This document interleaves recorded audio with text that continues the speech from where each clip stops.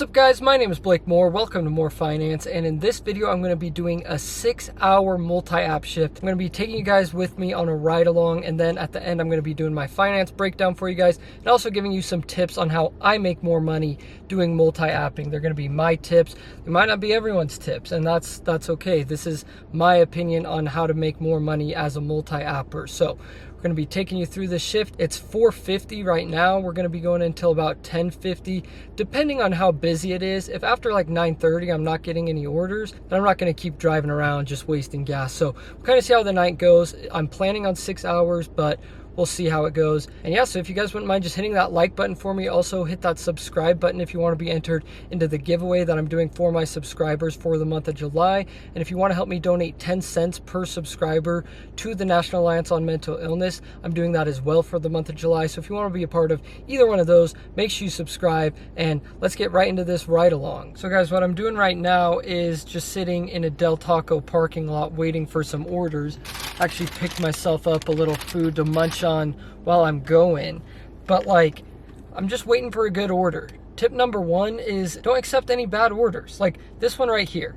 I mean, I don't know if you guys can even see it that well, especially because my screen just went dark, but it's $4.50, 0.6 miles. You might think, oh, that's a pretty decent order. Not really. I can do better. Because you have 3 apps going at once, I always run all 3 apps at once, by the way. And because of that, I can be extremely selective with the orders that I'm choosing. I don't have to pick up a garbage order that I don't want to accept. So tip number one, be super selective. And whatever that is for your area might be different. It might be different from mine. So I'm not going to tell you the exact dollar per mile ratio you need to be going for, but figure it out for your area. My area, I like to do anything above $1.50 per mile while I'm multi-apping. Sometimes it doesn't end up working out that way. And so just gauge the time. Like right now it's 5 o'clock. I should be getting some pretty big orders as of right now. And so just be super selective. If it was 8 o'clock or 9 o'clock, or even like maybe the morning time, I'm not going to be that selective. I might try for $1.25, $1.33 per mile. So I'm not going to tell you guys what exactly to do for your area because every market is different. Sorry, the lighting's a little weird. The sun's like hitting my camera right at a bad angle or something. It's like super bright, like I'm in heaven or something. But tip number 2 that I have for you guys is something that I was just coming across as I was driving to deliver this order I accepted, and that would be to don't accept orders that take you out of your way, especially when you're already delivering an order.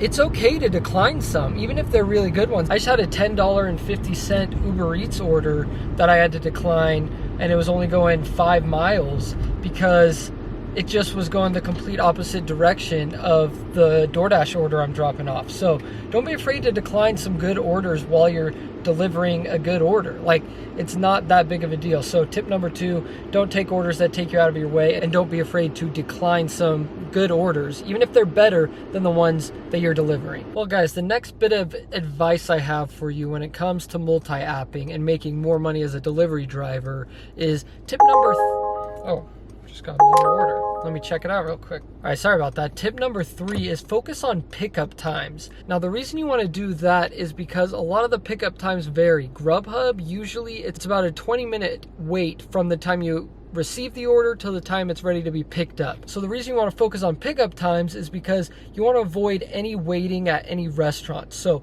Uber Eats, it's kind of hard to decipher what the pickup time is, but with DoorDash and with Grubhub, it tells you the exact time that you have until it's going to be late.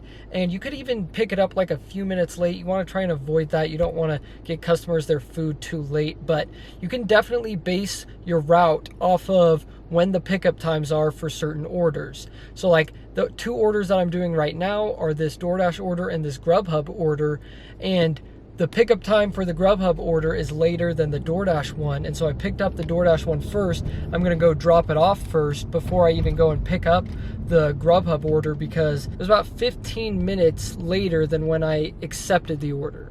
So that's just something you need to watch out for. It's gonna make your life a lot easier when you're multi-apping because it does get hectic, it does get confusing. Focusing on those pickup times to plan out your route is going to help you make the most money as quickly as possible because you're gonna avoid waiting at restaurants. So tip number 4 that I have for you guys is don't get stuck in an area that has a lot of traffic, especially during the dinner rush. Now, the reason I'm putting this tip in there is because it just happened to me. I got baited with a fairly good order, and I should have just been trying to get back to an area that wasn't so congested.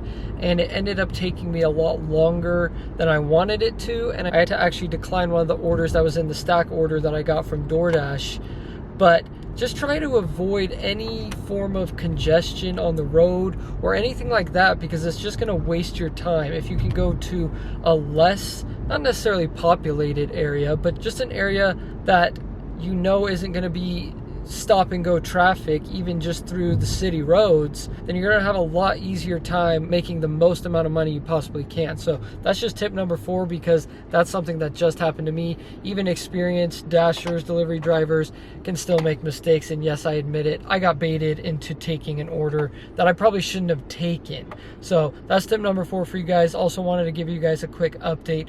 We are about 2 hours into this, well, not quite even 2 hours, about an hour and 40 minutes into this shift, and I'm at $40 right now. I'm going to pick up an order from Grubhub right now that's worth $14. So probably to close out the 2 hour mark, we'll be at about $54. That's $27 per hour. So a pretty good night so far. Hopefully it keeps going. All right, guys, so I just finished my shift. I'm going to go over the last few tips I have for you guys. Tip number 6 is go out during the best times available. Don't waste your time doing shifts that are like from 1:30 to 4:30 or something like that, or super late at night. And obviously this varies market to market, but just don't waste your time doing it. Unless you absolutely have to and this is like your full-time job and whatnot, then yeah, do what you want. But if you want to maximize the amount of profit you're making, then definitely go during the best times. That's why I just stopped.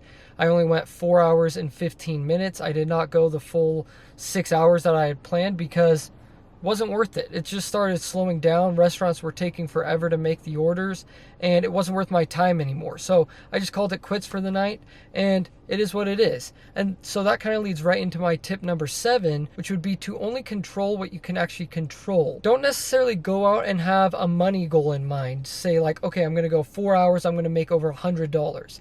Because there's so many things you can't control when it comes to delivery driving. And so just take things as they come.